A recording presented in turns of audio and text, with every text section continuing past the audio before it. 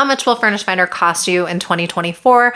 Well, for a single family home, it will cost you $149 for your initial listing and then $99 for any additional listings you want to put on there. So if you are a landlord with 3 or 4 properties, the first one's going to cost you $149. Every subsequent one is going to cost you $99. And this is only true for single family homes. So here I have the email that they sent me for renewal. The only other thing that they're calling out here that I think you might care about is the verified badge. Previously, it cost you $75. Now it's baked into the product. I have some questions about what the verified badge covers and how important it is, but I think it probably gives an extra measure of safety to people, so I'm fine with it being there. Furnished Finder is really the one that I care about. Travel nurse housing is secondary. It's not a bad thing. It's a good thing that they're listing out to multiple sites, but I just haven't personally been on there or used it. They have 150,000 owners. I'm not sure I would be advertising that if I were them, simply because I've made a couple of videos about the reducing travel nurse pool and the increase in hosts and how this can be a problem. But I think they're just trying to create a proof point here that lots of other host landlords use Furnished Finder.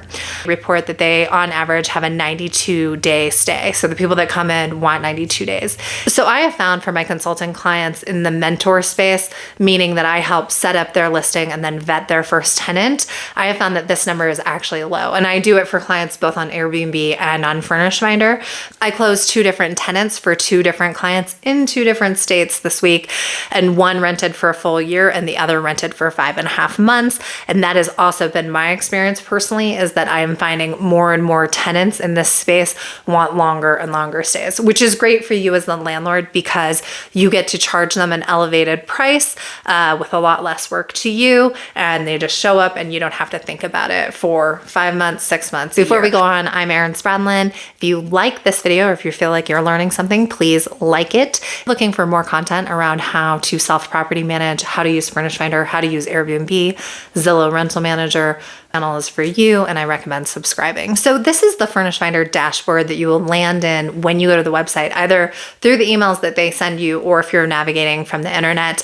I do not like this dashboard. I don't find it particularly helpful, so I typically navigate out of the left side navigation, and that's how this video will be set up, just because that's how I use Furnished Finder. You will see up top on my profile, I have not verified my email address or my phone number. And I guess I'm wondering if this is the verification process and badge that they were talking about, meaning they send you an email and you say, yep, that's me that signed up. And or they send you a text and you say, yep, that's me, I signed up. Somewhere I saw that Furnished Finder doesn't share what the verification is until you sign up, which I don't think is great. Okay, other things that you'll find on this screen are first name, last name, verification options, the company. Beyond that, this screen is pretty basic information, your personal details. I'm not going to bore you by reading them all to you. Okay, and on the bottom of the screen, they are asking you to share more information and tell the tenant a little bit more about yourself. Here are the questions. Tell travelers a little something about yourself. Have you rented before? And what else do you want others to know about you? So if you haven't rented before, I'm not sure I would fill this out. I'm not sure that you want to send a signal to people that you are a green landlord. And if you're not going to fill that out, I probably wouldn't fill out anything except for the top question. I limit this to 2 or 3 concise sentences with good grammar. Hi, I'm Erin. I love Colorado. I have 2 adorable dogs. Ping me for questions. I think that's appropriate. The second one, have you rented before? If you have not rented before, leave this blank and leave the one below it blank. If you have rented before, then yes, talk about your experience. And what you don't want to do is put in some information here that's going to make them have a strong feeling one way or the other about you and eliminate their interest in your property where they otherwise would have been interested. Keep it concise, keep it professional, and you only need to answer the top 2 questions. And ignore the second question if you are not a seasoned landlord. So in this section, we have tenant leads. I have heard from multiple consulting clients that they do not love the tenant leads feature. It hasn't worked for them.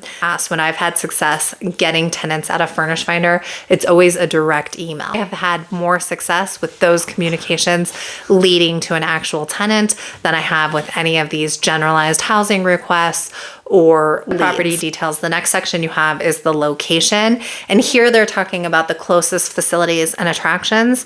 Something I would encourage you to do is to talk about a hospital or two here, but also talk about any other major industries, whether that's a college, an Amazon warehouse, whatever are the major industries in your city, talk about them here. Don't just limit yourself to we are in a screen again where we're going to fill out information about the property. And so we have things like the square footage, whether or not it's fully furnished. It is on Furnished Finder, it should be fully furnished.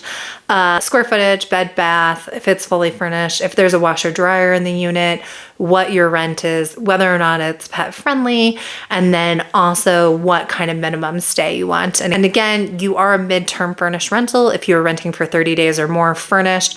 Furnished Finder is saying the average stay for a midterm rental is 92 days. And then my experience in the consulting space is that my clients are getting a lot longer stays than these if they want them. And it kind of depends on whether or not you plan on using the property. If you want to use the property when the summer comes up, then you might want to limit how long the stays are so that it's available to you. If it is a pure investment, then probably the longer the better. And underneath that screen, we have fees. So application fee, I don't really think this should be in there, especially if you're going to use Keycheck on these big sites. So Zillow and Furnished Finder, where you have something baked into the platform, the state wants the tenant to only pay once because it's the same procedure, and you also don't want to be pulling their credit all the time. So it lasts for 30 days. And so if they come to you first, they're going to go into Keycheck, fill out the application, and then that application is going to be good for 30 days, and they can use that application, that credit background check for any property and not just your property. So I would leave this out or just put in there, see Keycheck or refer to Keycheck, because if Keycheck increases their prices, you might still have the old price here in Furnished Finder. Okay, next screen, amenities. I always think it's important to fill this out as much as you can, but also when you're doing it, think about which amenities are the most attractive and are the best part of your property, and then think about baking that language into your headline. It's a much stronger headline if you can talk about having a king bed, being pet friendly, having parking on site, washer dryer in the unit, than to say cozy, warm, spacious. So it's smart to start putting those amenities in the headline. Before we get to the next section, if you were looking for more help on self-property management in the midterm space or the rental space, and or advice on how to use Furnished Finder, Zillow Rental Manager, or Airbnb, I offer packages for you. I offer them at the 1 hour level, the 2 hour level, and then the mentor and listing level. If you are interested in that, just email me. My email is on the screen. Next screen, we have the calendar. This is pretty easy. You just put in when your next available date is. This is important, and it's different than Airbnb because Airbnb will automatically update it, but Furnished Finder and Zillow Rental Manager don't. So you want to go in there and put when the next listing availability is. And the reason for this is because as you get a rental, your property is going to be off for 3 months, 6 months, etc. So as a best practice and part of my checklist, I update that listing when I accept a new tenant. It's something I do across all the platforms to make sure that the property is not available for people to see when it's not available, but also so that it'll be showing when it starts to get closer to it being ready. So for instance, I have a property that's rented through July of 2024. It's been rented for a full year, and I want to make sure that everyone can see that property when it's ready again. And it's not a matter of just putting it back on July of 2024. I want that availability at all times because you never know how far in advance someone's going to be looking for that property. Okay, next screen, we have text notifications. So here we have general housing requests. Mine is wrong. I should turn that off. Unmatched leads, that's off. Pause my notifications for a certain amount of time. So if your place is rented, you can turn off the notifications. I probably wouldn't recommend doing this because again, you don't know when it's going to start to get active and or if you'll have a tenant looking far in the future. Same thing for under that, only send text notifications within 30 days of my availability.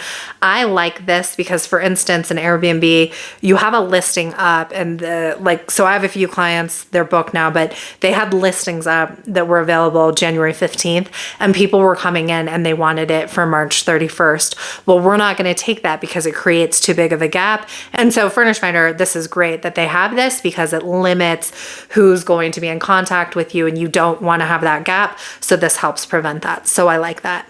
You can also put in the max occupancy, love that, and then send notification schedule. As if someone can't wait until the morning or reasonable hours, they might not be the best tenant. So after that, we have the verification process. I have no idea how I'm verified because in the other screen, it's saying my phone and email aren't verified. And then here it's saying I am verified. So I guess I would like more transparency on what the verification process is for Furnished Finder. Here they have house rules. So you can either download it or you can make a QR code and then share that with the guest. I like this because it's likely going to walk you through items in your Furnished Finder rental that you haven't thought of. For the next screen, we have landlord tools, and it includes tenant tracking, free tenant screening, and state-specific leases.